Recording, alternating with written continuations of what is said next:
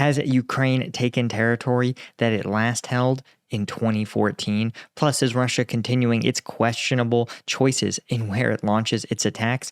And what's happening across the Dnipro? I'm Paul, U.S. Army combat veteran. It's November 21st, 2023. This is your daily Ukraine update. Let's get right into it. Okay, taking a look at the control map. Biggest updates here. First off, outside the town of Stepova, you can see that Russian forces are engaging in a deeper attack, and generally Russia has pivoted a little bit to trying to, it's almost like probing for weak points in Ukrainian lines and then launching concentrated attacks to take small, relatively low-value locations. And Stepova has clearly been a target for them. But what's not clear is that Stepova is well past the kind of choke point that would allow them to surround and cut off Ukrainian forces defending Avdiivka. So it's not really super clear to me on what the return is, right? Towns like Orlivka, Lastochichne, Semenivka, Donienke, like these are all routes out of Avdiivka. It's not essential that Russia take or hold Stepova. So it's not clear to me on what exactly the intent is beyond simply taking territory for territory's sake. And I think that's definitely the case in the next area where we've seen movement, which is Novomykhailivka. And this is right south of the Donetsk city area near Marinka. And you can see that there's been, some Russian movement here, sure, but again, it's taking what is essentially a creek bed, and it is moving them towards this town of Novomykhailivka, and there is this network of towns that run along the river here, but the question you got to ask yourself is to what end, right? Is this part of some sort of flanking maneuver into Volodar? And there hasn't been any offensive action here in some time. So as you can see, it's been a really stable front line. And all that stuff inclines me to say that Russia continues to operate in this any territory is good territory mentality. Where they simply want to score wins, taking 1 acre is better than nothing, right? And I think that's sort of become Russia's mentality, given the sort of abject failure of the Avdiivka offensive, something that seems like they prepared for a long time. If their best preparations can't break Ukrainian lines, I think they realize that simply they're not going to create sweeping operational victories, right? In the grand scheme of things, right? We look over at the combat map here. You can see that when you zoom out, right, here's Avdiivka. In the grand scheme of things, Avdiivka is not going to bring the Russians any closer to anything. But they couldn't even take this, right? A pretty beleaguered urban area. So I think Russia's sort of starting to accept tactically its reality on the ground. Now, the question is, of course, how long before they are willing to sit at the negotiating table across from Ukraine and actually talk about this sort of thing? It remains to be seen. And, I wanted to point this out because there's still a lot of fighting happening across the Dnipro. And if you're interested in some of the footage from this fighting, plus the fighting around Avdiivka, that video is going to be dropping today on Combat Vet News. You guys have known, especially if you follow my Israel-Hamas updates, YouTube has gotten harder and harder in terms of cracking down on war combat content creators.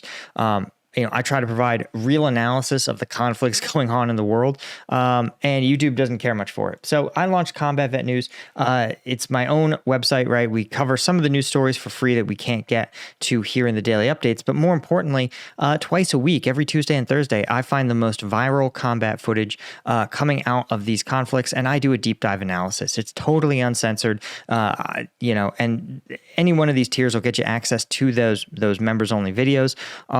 And it's the best way to support the channel. So check us out, combatvetnews.com. Okay, here's what I thought was also really interesting. This is 2 maps of the Dnipro. This is Ukrainian operations across the Dnipro on 13 November. That's exactly seven days ago. So you can see this bridgehead here, right? A number of bridgeheads of Ukrainian forces pushing out exactly what we talked about. Krinky, Podstepine, Oleski, right? Oleshe. Now, when we move over here, this is a really busy map. This is just kind of a mess. But the point is, when we go over, this is the 20 November map. And you can see that things are things have expanded quite a bit, right? Here's this red line where Ukrainian forces are pushing. The Ukrainian bridgehead expanding a bit near Krinky, but they really have established some of these bridgeheads relatively firmly. Now you can see Russian forces have really reinforced around this region, which is a bad sign, honestly, because this is sort of what the breakout in Zaporizhzhia looked like, where Ukrainian forces achieved early success and then Russian forces poured units to contain these breakthroughs, right? Sending units to shore up these regions and engage in a defense in depth. Now, can Ukraine break through this now that they've established bridgeheads? Maybe, maybe not. They have the logistics challenge of crossing this river, whereas Russia is not subject to those same level of challenges, right? You can see here's all these units, right, deployed very forward, very much in a sort of containment formation. But you can see exactly how this strategy is playing out for Russia, right? Ukraine achieves a breakthrough, and then Russia, like an immune system, deploys formations to contain this breach, right? To swarm around it, to stop Ukrainian forces from advancing. And I'm sure if you could map Ukrainian forces here, you'd see the same thing, right? So it's really, it looks more and more like a stalemate in this conflict.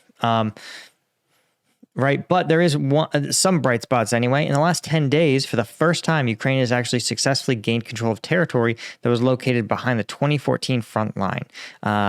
This is west of Horlivka, which has been unchanged since the 2020 invasion. Now, this is not a ton of territory, to be clear. We're looking at maybe a kilometer at the deepest point. But as a symbol of Ukraine's continued commitment to liberate its territory, this is pretty significant, right? You can see Horlivka. We'll zoom in on it here. Doesn't look like it's been officially confirmed yet, but this is also notable because outside of Horlivka, right, you've got this front line, and this deeper red represents 2014 boundaries. So this is in 2014, separatists seized the Donbas region, and this has been contested by Ukraine for almost a decade now, and it basically looked like a stalemate, right? Ukrainian forces were unable to roll the Russian or the separatists back, and the separatists were unable to make significant advances. So ultimately, where you ended up in is a situation where the lines just sort of stayed stable for a long time.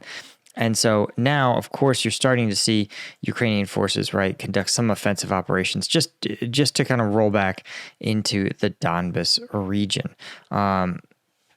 An interesting sort of development, again, I think more symbolic than any kind of serious change to the battle space.